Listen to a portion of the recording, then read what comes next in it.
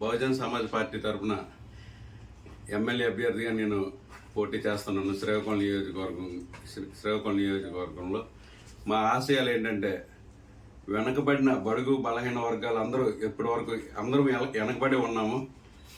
నేనైనా ఒక అడుగు ముందేస్తే నన్ను చూసి వీడే ముందుకు వచ్చాడు, మేము కూడా ఎందుకు రాకూడదనే ఉద్దేశంతో అందరూ కూడా ముందడుగు వేస్తారనే ఆలోచనతో నేను నిలబడడం జరిగింది. మేము అందరిలాగా ప్రచారాలు కానీ అంటే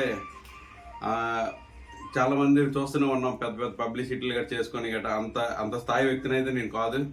కానీ ఏదో నా వంతుగా ప్రజలకు నేను ఏదైనా సాయం చేయాలి. వాటికి ఇప్పటి వరకు నేను ఫౌండేషన్ ద్వారా ఎన్నో సేవా కార్యక్రమాలు చేస్తూనే ఉన్నాను.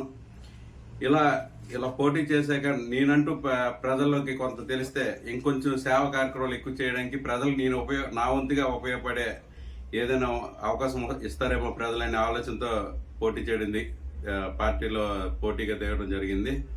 వీటికి ప్రతి ఒక్కరూ నేను ప్రచారంలో తక్కువ టైం ఉంది కనుక ప్రజల ముందుకు నేను రాలేకపోవచ్చు.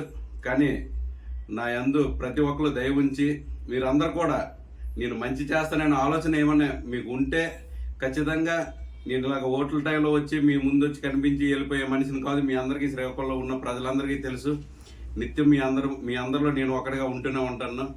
మీరందరూ దయ ఉంచి అత్యధిక మెజార్టీతో నన్ను గెలిపిస్తారని, అలాగే బహుజన్ సమాజ్ పార్టీ మన గుర్తు ఏనుగు గుర్తు రెండో నెంబర్లో ఉంటుంది. మీరందరూ కూడా 2వ నెంబర్ బటన్ నొక్కి నన్ను అత్యంత మెజార్టీతో గెలిపిస్తారని, నన్ను కూడా మీ అందరి మనిషిగా ఆశీర్వదిస్తారని కోరుకుంటున్నాను.